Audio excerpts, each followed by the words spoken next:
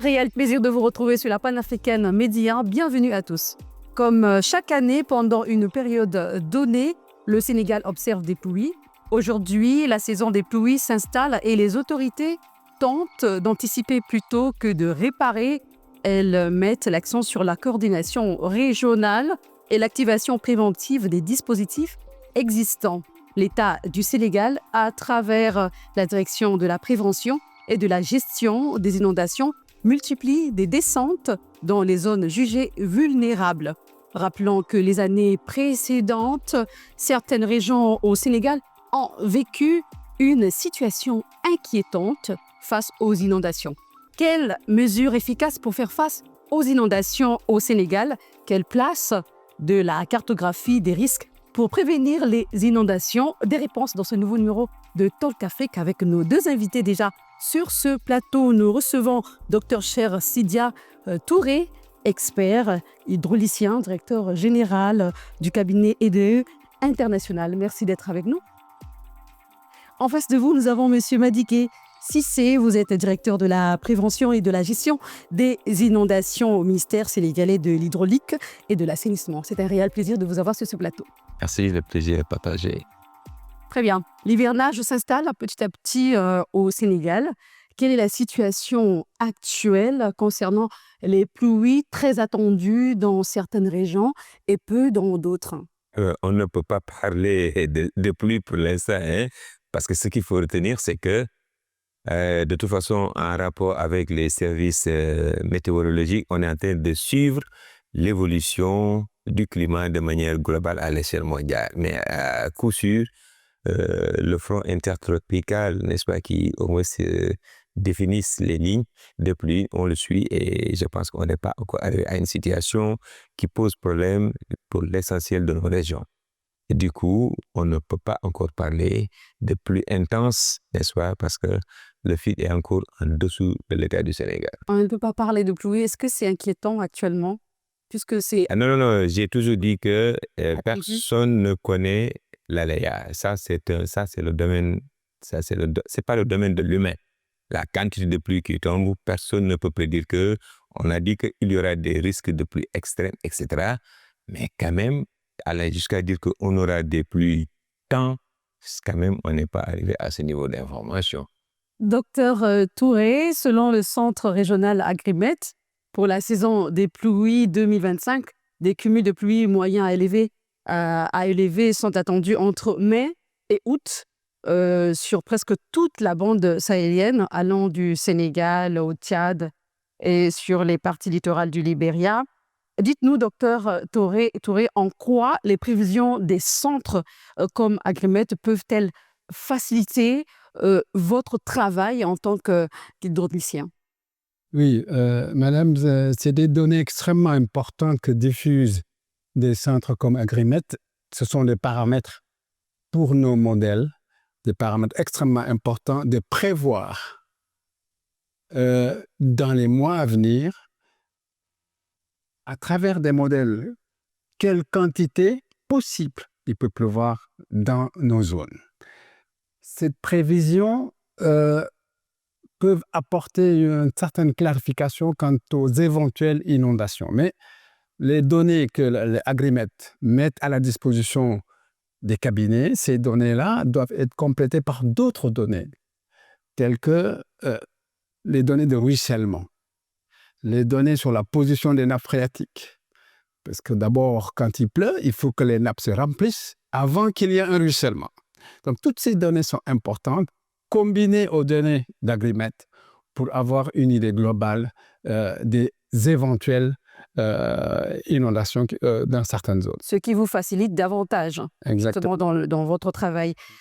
Monsieur Cissé, avec vous, vous avez réalisé une cartographie des zones à risque d'inondation au Sénégal dans le cadre du projet de gestion intégrée des inondations dans le pays. Il s'agit du projet de l'État du Sénégal et je veux dire aussi avec l'appui de l'Agence française de développement, et le Sénégal a obtenu le fonds vert. Dites-nous aujourd'hui, qu'est-ce qui est ressorti globalement de cette cartographie des zones inondables?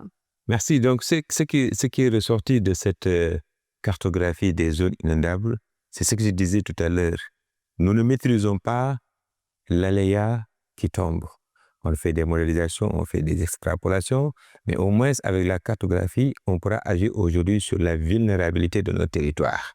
C'est ça qui a fait que donc, à l'issue de la cartographie, nous avons identifié à l'échelle nationale 29 villes qui sont très vulnérables. Et parmi ces 29, nous avons extrait les zones les plus vulnérables, les plus exposées au risque d'inondation, qui sont au nombre de 7.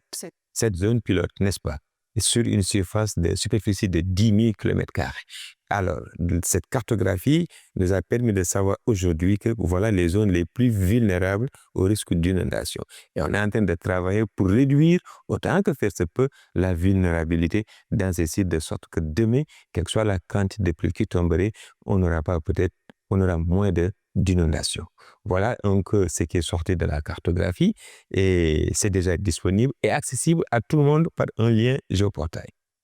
Et justement, que pensez-vous de ce projet dont il parlait tout à l'heure de l'État du Sénégal en collaboration avec l'Agence française du développement?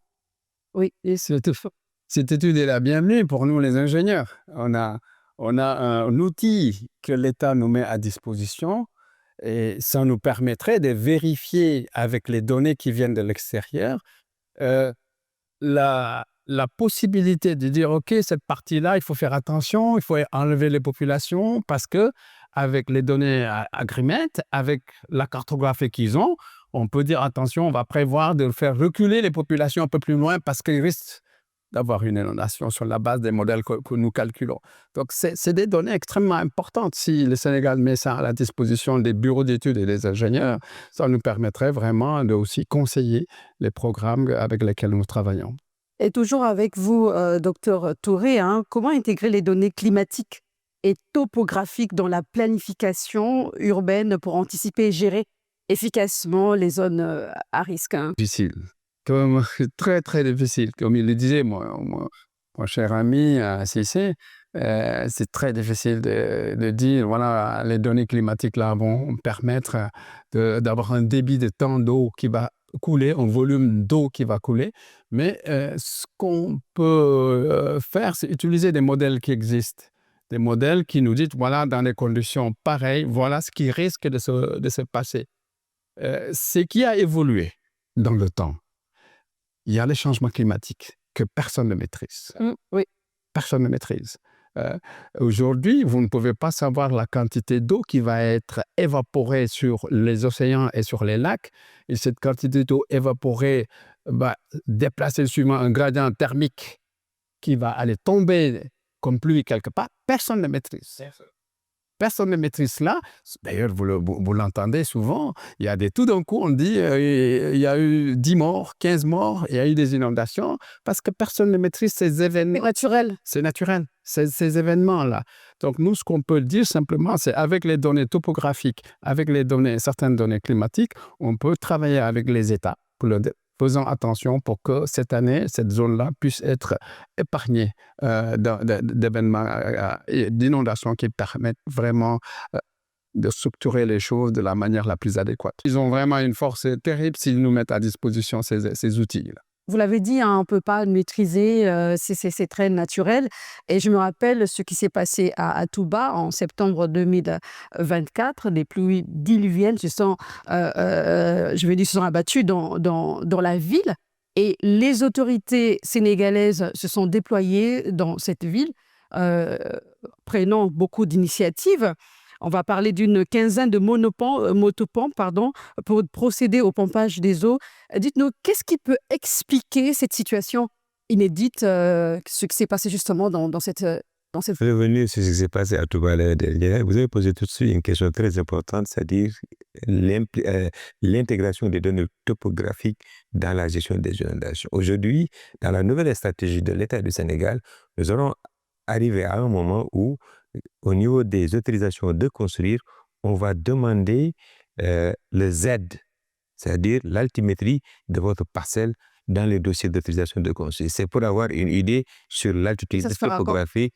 J'ai dit que nous sommes dans cette stratégie. D'accord. C'est pour vous confirmer et confirmer le doyen qu'effectivement, on a compris que nous ne pouvons pas travailler sur la ville et sur l'aléa, mais on peut travailler sur la vulnérabilité. Ce qui va permettre demain, si vous êtes dans une zone à basse altitude, vous saurez comment construire. Lui-même, vous lui direz que si vous êtes à un terrain d'altitude de 1 mètre, il saura quel type de construction est mieux adapté. Et c'est là où nous allons arriver très rapidement, Inch'Allah Rabbi, dans la gestion des inondations. Maintenant, pour revenir sur Touba, ce qui s'est passé l'année dernière, il est exceptionnel. En tout cas, c'est une première depuis plus de 50 ans.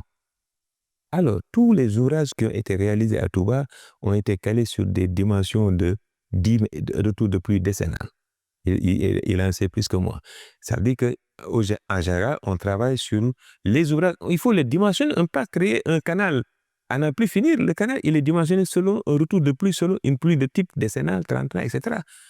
Et plus que vous trouvez de la marge, plus ça devient plus cher. Ce qui s'est passé, donc on a calé, il y a des ouvrages à Touba, mais les ouvrages ne pouvaient pas contenir toute la quantité d'eau qui est tombée. Regardez cette intensité, 140 mm en 3 heures. Ce n'est pas possible. Deuxièmement, Touba n'a pas d'exitoire, contrairement à Dakar, où toutes les eaux qui tombent ont deux destinations, soit vers l'océan, et ce qui a fait que les gens ont occupé l'ensemble des zones non aedificantes dans la zone. Il y avait des cuvettes, des zones humides. Avec les sécheresses des dernières années, les gens ont occupé naturellement avec un retour de pluie. Donc, toutes ces cuvettes, toutes ces vallées ont connu une revitalisation. Et voilà la situation. S'il pleuvra également 150 mm à Touba, on va connaître les mêmes problèmes aussi. Hein? Ah oui, ça. Nous ne sommes pas là pour dire qu'il n'y aura pas d'inondation ou bien à Touba. Non, j'ai dit qu'il y a des quantités d'eau qui tombent, que ce soit à Dakar, en Allemagne, partout dans le monde, aucun réseau ne pourra les prendre. C'est ça qu'il faut comprendre. Les réseaux sont dimensionnés à des types de pluie. Les réseaux, ça veut dire les canaux là. Les ingénieurs, quand ils réalisent un canal, ils disent, ah oui, avec une pluie de 100, on aura un volume de temps, il peut évacuer en 2 heures. Mais vous mettez votre réseau pour une pluie décennale, vous recevez une pluie cinquantennale ou bien une pluie centennale. Mais le réseau est saturé. Et il va falloir le temps que cela nécessite pour que le réseau puisse fonctionner correctement. Ça, on n'y peut rien. C'est ce qui se passe partout dans le monde. En France, aux États-Unis, partout, quand il y a une pluie hors norme qui dépasse les quantités prévues par les réseaux, il y a inondation. Je comprends.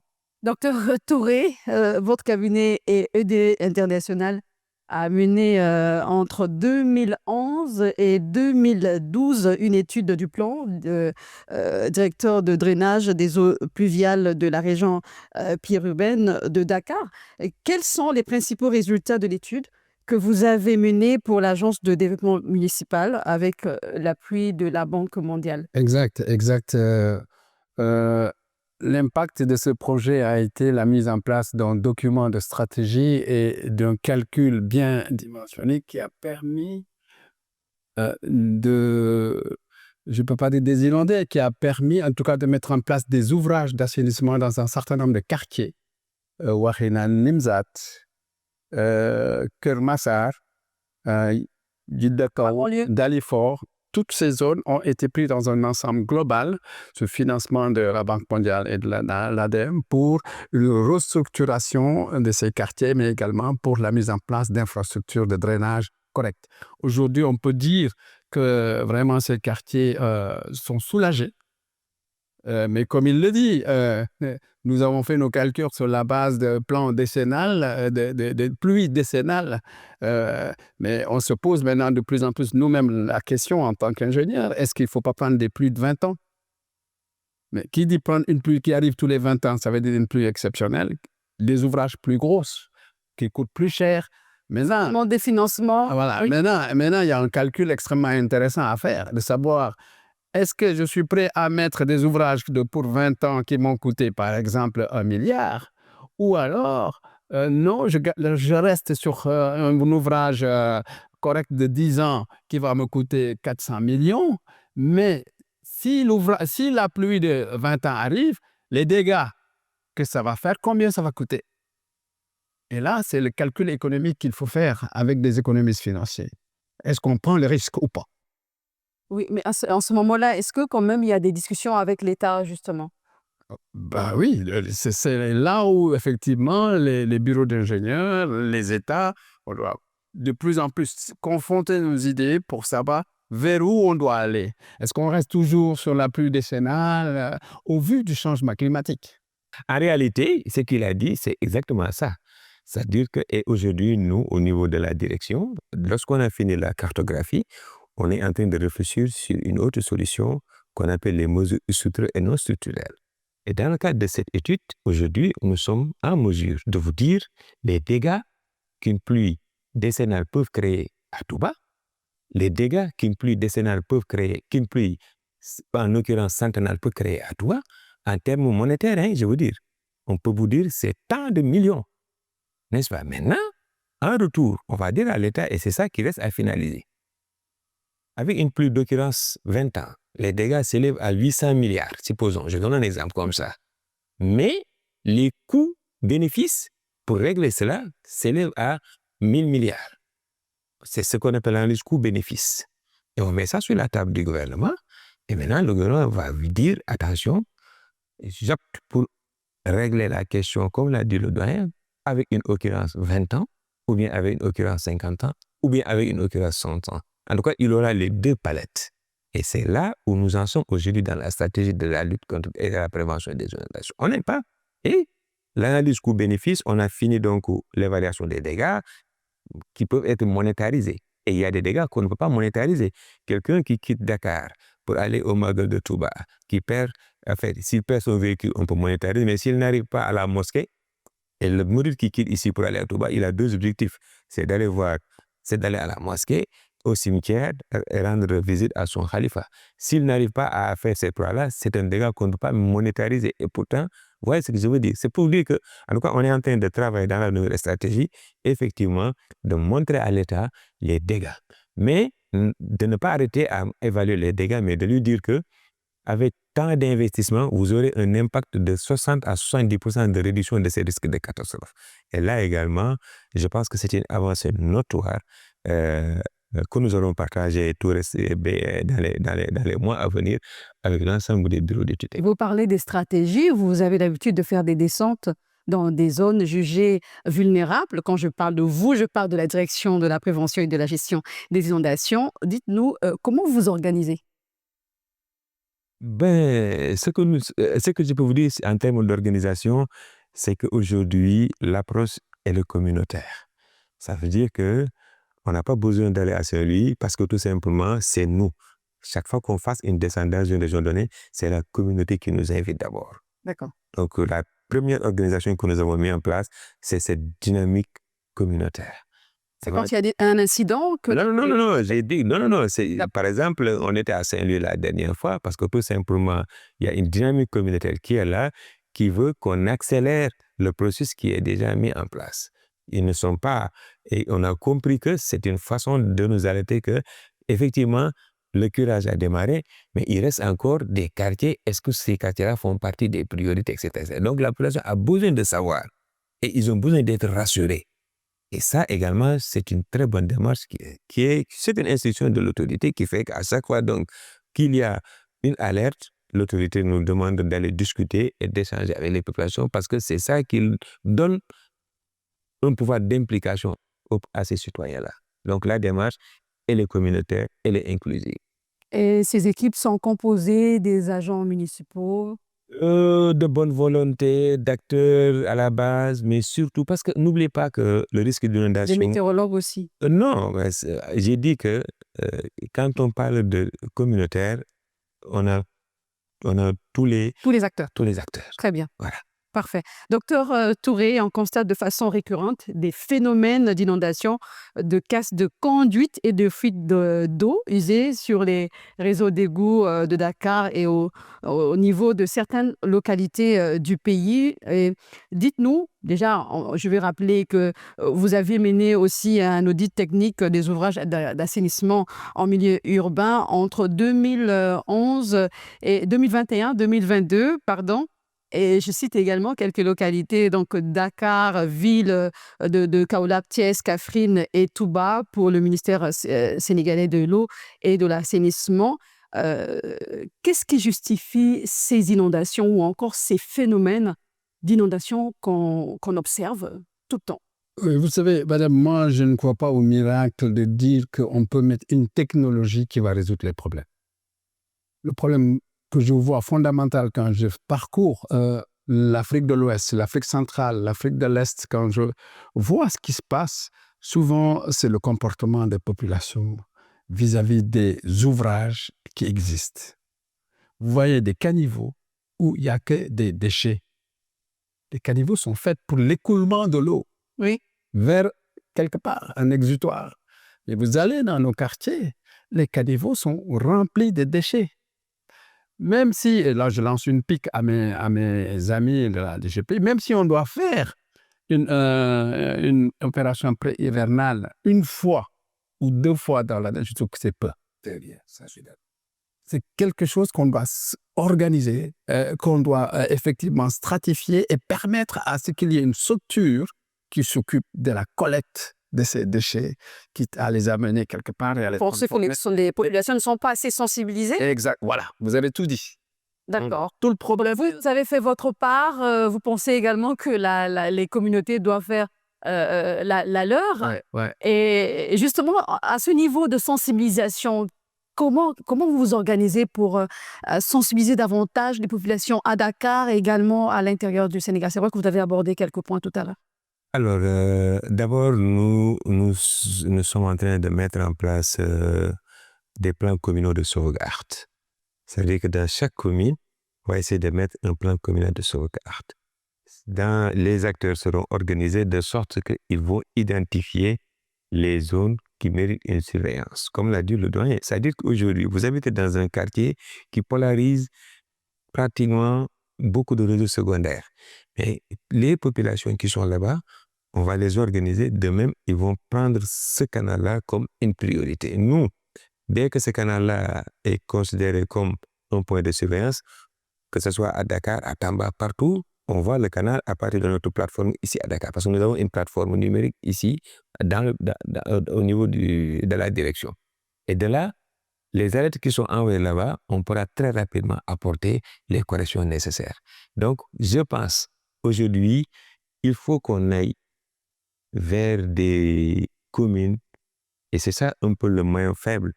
Je ne dis même pas de la gestion des inondations, mais le maillon faible des politiques publiques au Sénégal de manière globale. C'est-à-dire qu'il faut que les mairies offrent des services. Et c'est ça. Tant qu'on n'est pas arrivé à ce que la municipalité offre un service aux populations, on aura encore toujours des difficultés. Parce que nous, on ne pourra pas quitter ici à Dakar, aller régler un problème à Touba, etc. Alors que nous sommes en train de travailler le contraire. Avec les plans communaux de sauvegarde, on fait de sorte que la mairie offre un service à ses citoyens. Et nous, on regarde l'offre qui a été offerte par les populations. Et je pense que si cette dynamique-là continue à être ancrée, on a bon espoir que les choses vont partir de la base pour venir un peu au sommet. Je reste avec vous. Vous avez parlé de la mairie. Quel est le rôle que joue le Comité national de gestion des inondations? Ça, c'est pas la mairie. Le Comité national de gestion des inondations, c'est d'abord l'organe qui est chargé de coordonner la politique et la gestion des inondations et qui regroupe à la fois les gouverneurs et toutes les structures opérationnelles dans un cadre de coordination concertée. Et son rôle majeur, comme je l'ai dit, c'est d'orienter, d'impulser et de définir les rôles de chacun. Et c'est une première aussi? Non, c'est pas une première, oui. Ça existe depuis plus de 5 ans. Parfait. Et je suis avec vous, docteur Touré. Les pays africains, comme le Sénégal, se plaignent très souvent des inondations enregistrées dans certaines localités, mais cela ne pourrait-il pas être transformé en opportunité à travers la maîtrise des eaux pluviales, pour leur réutilisation à d'autres fins? Tout à fait. Nous, les ingénieurs, on doit aussi se remettre en question dans la manière dont on réalise les ouvrages de drainage et d'évacuation des eaux pluviales Et je pense qu'il y a de nouveaux concepts qui consistent à se dire pourquoi laisser les eaux couler du point le plus haut vers le plus bas, pourquoi ne pas capter les eaux qui ruissellent en amont, faire des réservoirs souterrains pour l'utiliser en agriculture. De plus en plus, les villes commencent en Chine, en Europe, comme la ville de Berlin, on appelle la ville éponge. Toute l'eau est captée en amont ou avant qu'elle n'arrive à l'exutoire et est stockée quelque part et réutilisée dans les industries et pour l'agriculture. Je pense que c'est des nouveaux concepts qui sont intéressants. On doit se remettre en question nous-mêmes pour apprendre de nouvelles stratégies de développement. Et cette stratégie peut être utilisée aussi au Sénégal. Je le disais tout à l'heure au doyen que de plus en plus, le ministère est en train de réfléchir pour faire de la direction de la prévention et de la gestion des inondations, non pas un élément de l'assainissement, mais un élément de la gestion intégrée de la ressource en eau. Très bien. Ouais. Merci beaucoup. Nous allons clore cette émission. C'était très bien. Merci pour vos éclairages. À l'instant, Monsieur Madické Cissé, directeur de la prévention et de la gestion des inondations au ministère sénégalais de l'hydraulique et de l'assainissement. Merci à vous. Et c'est gentil. Merci. En face de vous, je remercie également le Dr Cher Sidia Touré, expert hydraulicien, directeur général du cabinet EDE International. Et à vous. Vous l'avez compris, c'est la fin de cette émission. Merci. On se retrouve très bientôt sur la panafricaine et portez-vous bien.